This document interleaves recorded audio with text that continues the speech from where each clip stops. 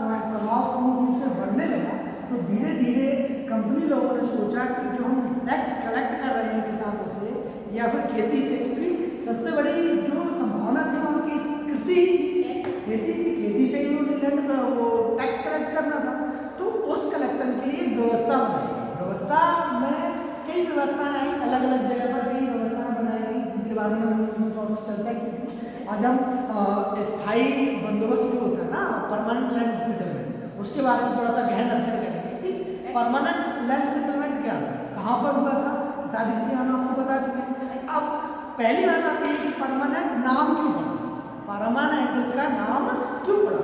उसकी वजह ये कि इसमें जो किसानों से जो लिया जाता था टैक्स वाला, लेता कौन था, जमींदार लेता है, और जमींदार किसको देते थे, कंपनी को देते थे। तो जो कंपनियां थी अंग्रेजों की, उन्होंने एक टैक्स निश्चित कर दिया कि हमको इतना टैक्स चाहिए। किस पर, जमींदार। किस पर, जमींदार ने हमको एक निश्चित टैक्स की मात्रा चाहिए। वो किसानों से या उसके अधीनस्थों से चाहे कितना टैक्स वसूल करे, हमें कोई मतलब। अगर वो 5% टैक्स वसूल करता है तो कंपनी ने निर्धारित कर दिया कि हमें कितना चाहिए, 4% चाहिए, और वो आप कितने लेंगे, वो आप जमींदार से ही लेंगे। अगर आप जमींदार से 5% लेते हैं तो 1% टैक्स आप भर सकते हैं, या फिर उसी चीज को जमीन में या किसी अलग तरीके से कहते हैं, किसी चीज को उठाने के लिए हम जो कार्य करते हैं ना, आप उसमें यूज करते हैं, ठीक। लेकिन हमें उसमें कोई मतलब नहीं, हमें उसमें कोई मतलब नहीं। इसलिए जब इस टैक्स परमानेंट स्लैब को, उस स्लैब को निश्चित कर दिया गया, उस स्लैब को निश्चित कर दिया गया, स्थायी कर दिया गया, इसलिए इस व्यवस्था का नाम क्या रखा गया कंपनी ने, स्थायी बंदोबस्त। इसमें हम टैक्स कैसा लेंगे, परमानेंट टैक्स लेंगे और इक्वलिटी में टैक्स लेंगे। इसलिए इस व्यवस्था को हमने परमानेंट लैंड सेटलमेंट का नाम दिया, ठीक है। अब इस लैंड सेटलमेंट से हुआ क्या, इसके प्रभाव क्या पड़े। तो सबसे पहला प्रभाव जो होता है कि उन्होंने इस व्यवस्था को कैसे लागू किया, ठीक। सबसे पहले लागू करेंगे, लागू करने के बाद उसका प्रभाव पड़ेगा, ठीक। तो सबसे पहले लागू करते समय उन्होंने क्या क्या मुख्य बिंदु रखे। तो सबसे पहला जो बिंदु था वो था जमींदार, क्या थे, जमींदार, ठीक। उन्होंने अपनी जितनी भी जितनी भी लैंड था उसको इस तरीके से डिवाइडेड करके जमींदारों में बांट दिया ताकि उसका टैक्स का कलेक्शन कौन कर सके, जमींदार कर सके। कहने का मतलब जो लैंड अधिपति थे, जो भूमि के अधिपति थे, उनको ना लेकर सारा अधिकार किसको आ गया, जमींदारों को। जमींदार ही उस भूमि पर सारा लैंड से जितना भी हमको टैक्स मिलेगा वही कंपनी को ऊपर प्रेषित करेगा, ठीक। इससे क्या प्रभाव पड़ा, इससे प्रभाव पड़ा कि एक तो जमींदार समृद्ध होने का मतलब वो किसानों से जाहिर टैक्स ले, कंपनी को उससे कोई मतलब नहीं, ठीक। वो जाहिर टैक्स में कंपनी को कोई मतलब नहीं है, वो किसानों पर अत्याचार नहीं करने लगे, तो टैक्स देने के लिए मजबूर भी करने लगे। अगर हम इसके प्रभावों की चर्चा करेंगे तो ये प्रभाव आएगा कि इससे क्या होगा, इससे किसान जो है वो गरीब के और गरीब होने लगते हैं, और जमींदार है वो अपने आप को या अपनी स्थिति को सुधारना है लाने लगते हैं, क्योंकि किसानों से हमेशा ही उस चीज का टैक्स वसूलते हैं और कंपनी को देने लगते हैं, ठीक। इसका प्रभाव ये भी आता है कि कंपनी की जो आय थी वो कैसे हो गई, निश्चित हो गई। कैसे हो गई, निश्चित हो गई। कहने का मतलब जब एक स्लैब निश्चित कर दिया गया था तो उस स्लैब से ऊपर तो जाना नहीं, कहाँ तक जाएगा, केवल स्लैब से ऊपर हमने कंपनी को दे देंगे।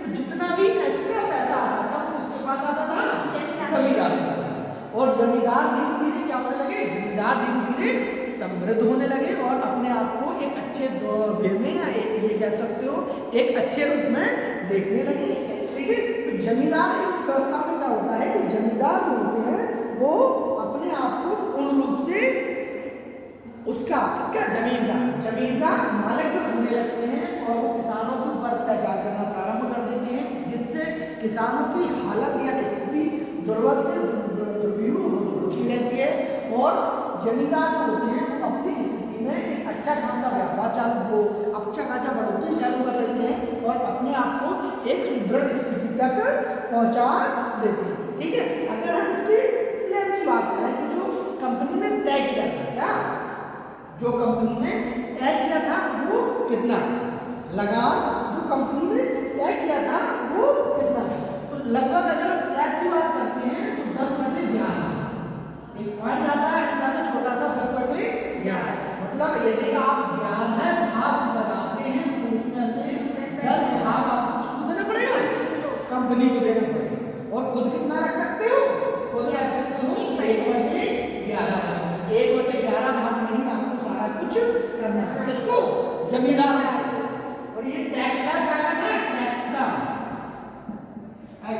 ऐसा स्लैब का टैक्स का, यानी जितना भी टैक्स आप कलेक्टेड करते हो किसानों से, उसमें से 10/11 भाग आपको कंपनी को देना है और 1 भाग आप अपने पास रख सकते हो, जिससे आप अपना जीविकोपार्जन और जो आप किसानों को जमीनों को दे सकते हो उस तरीके से आप दे सकते हो। ठीक, लेकिन इससे ज्यादा नहीं दे सकते, इससे ज्यादा आप हमको नहीं देना।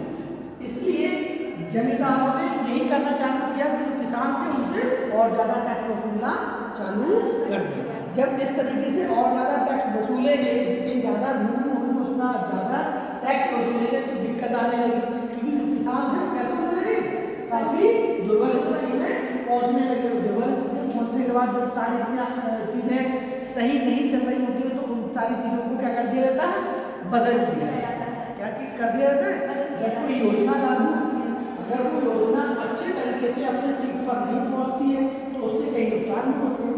नुकसान होने का मतलब है वो चीजें थोड़ी सी बदलने भी लगती है, बदलने लगती है। तो इसी कारण जब इन सारी चीजों को बहुत ज्यादा लेने की हुई तो इन सारी चीजों को थोड़ा सा डाउनग्रेड कर दिया।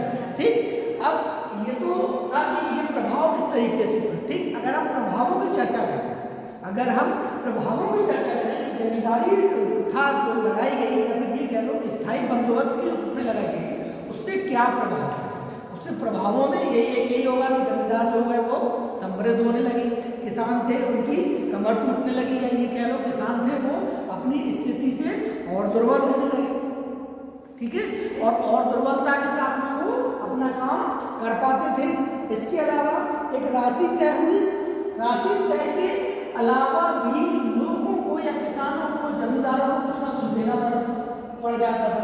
ठीक, जिसे लोग उस समय नजराना भी कहते थे, जैसे कहते नहीं कि जमींदार के पास यदि हम अपना कर या कुछ लेके जा रहे हैं तो क्या कुछ और भी लेके चलो, जिसे हम नजराना कहते थे। क्या इसको हम नजराना भी कहते थे।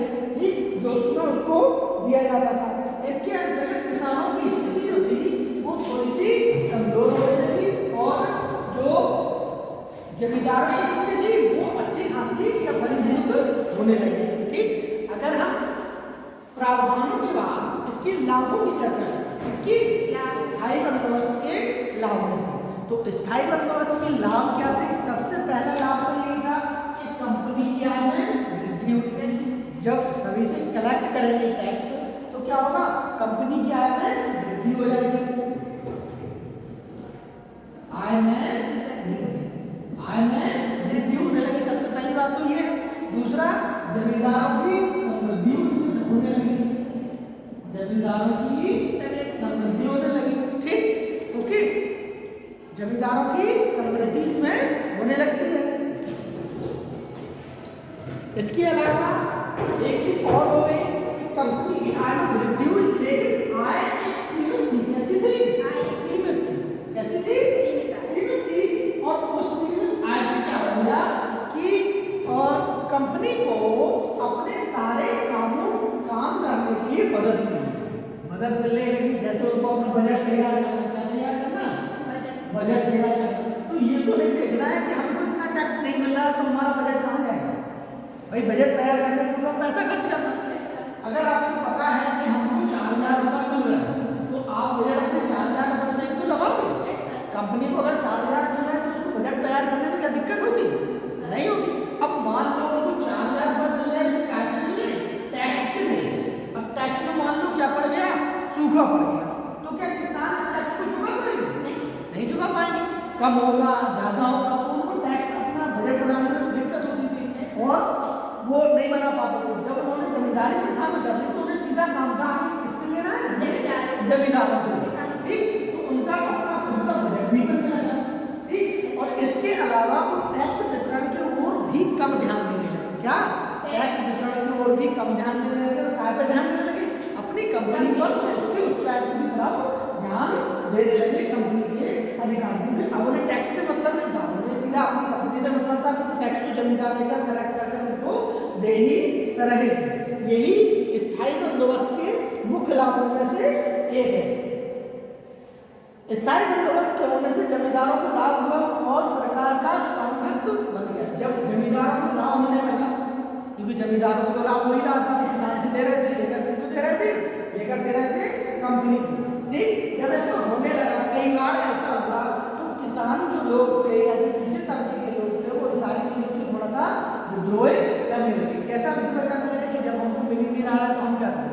जब किसान बहुत काफी तरह से नीचे दब रहा था, तो नीचे दबने के बाद वो क्या करेगा? वो विद्रोह ही करेगा। वो आखिर में जाकर अपना विद्रोह भी स्वीकार करता है और अपना विद्रोह भी सरकार को बताता है इस संबंध में कि हम सारी चीजों को इस तरीके से नहीं लेने वाले। क्योंकि सरकार ने अपनी राशि तय कर दी थी, तो भूमि सुधारों और जमींदारों को लाभ जो है वो अधिक हो रहा है। इस पर जमींदारों को लाभ बहुत अधिक हो रहा है।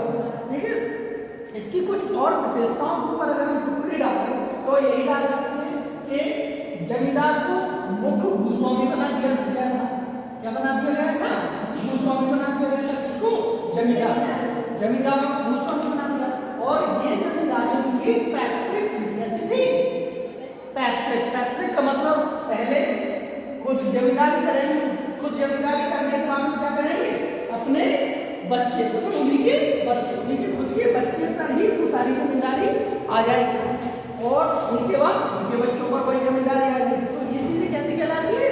पैतृक चीजें कहलाती है। ये कह लो कहते हैं कि राजा का बेटा राजा बन गया, तो ये सारी चीजें उस समय जमींदारी में पैतृक हो गई।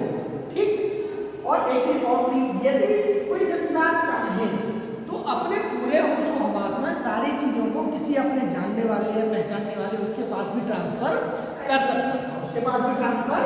सकता है। ठीक, इसके अलावा एक और चीज आती है, इसको ध्यान देने लोगों, वो ये है कि जैसे मान लो वो चीजें ये ट्रांसफर करता है, ठीक नहीं, ट्रांसफर नहीं करता, मान लो उसी के पास, और वो एक निश्चित राशि नहीं दे पाते, मतलब जो एक स्लैब टैक्स स्लैब जो दी गई है, अगर वो उसको कंपनी को नहीं दे पाता, किसानों से कलेक्शन नहीं कर पाता, तो उसकी जमींदारी या उसके आसपास की चीजें जो उसको नीलाम कर दिया जाता था। क्या कर दिया जाता था? नीलाम समझते हो? मतलब बेच दिया जाता था, किसी और को बेच दिया जाता था, किसी और को जमीन दे दी जाती थी, ताकि वो दूसरा जमींदार रहे और दूसरे तरीके से सारी चीजों को कलेक्ट करके किसको देता रहे? कंपनी को पूरी की पूरी आय या जितनी भी उन्होंने टैक्स स्लैब निश्चित किया उस टैक्स स्लैब के हिसाब से उसको टैक्स देता है। ठीक है, अब ये सारी चीजें हो गई, प्रॉपर्टीज हो गई, प्रॉपर्टीज के अलावा लाभ हो गए, केस के क्या क्या लाभ हुए, लाभ होने के साथ साथ उसमें कुछ हानियां भी हुई। ठीक, अगर हम हानियों की बात करते हैं तो हानियों में सबसे पहली बात यही आती है कि उनकी आय, उनकी जो आय थी, कंपनी की आय थी, वह निश्चित हो गई। निश्चित हो गई मतलब क्योंकि एक परमानेंट स्लैब था, उस स्लैब के ऊपर वो ले नहीं सकते थे, जब वो स्लैब के ऊपर नहीं ले सकते थे तो उनकी जो आय थी वो वहीं तक सीमित होकर रहे और सीमित तरीके से ही उस चीज को देखा जाने लगा। उनकी एक जगह से दूसरी जगह ट्रांसफर करना है, दूसरी जगह से पहली जगह ट्रांसफर करना, इन सारी चीजों को थोड़ा सा कसी भी रहती थी, एक चीज से दूसरी जगह पर ट्रांसफर करना। इन सारी चीजों में जो राशि उनकी निश्चित रह गई, तो कंपनी का बजट तो बढ़ने लगा, लेकिन जो ग्राफ एकदम ऊपर जा सकता था, या ये कह लो कि किसी की आय जो हमेशा ऊपर जाने के रूप में आती थी, वो खत्म हो गई। वो खत्म इस तरीके से कि जैसे मान लो कि अपने पास आज कुछ कमाने को है, जब हम आगे टाइम में जाएंगे, अगर हमारे पास इतना ही कुछ कमाने को रहा तो एक टाइम ऐसा आएगा कि हमारे पास कुछ नहीं बचेगा अपना खर्च करने। कहते नहीं कि महंगाई बढ़ रही है, ठीक, तो धीरे धीरे उनके पास तो महंगाई बढ़ रही है, बट टैक्स स्लैब क्या थी? टैक्स स्लैब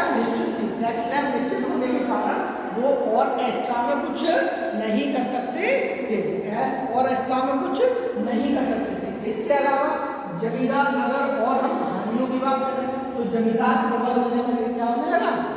जमींदार थे वो प्रबल होने लगे और किसानों की जो दशा थी वो दशा से और बेकार होने लगी। ये भी हानियों के अंतर्गत और स्थायी व्यवस्था के अंतर्गत सारी चीजें आती हैं। स्थायी व्यवस्था से मोस्टली ऐसे क्वेश्चन पुट अप होते हैं तो उसके लाभ क्या थे, हानियां क्या थी और प्रोस्पेक्टिव्स क्या थे।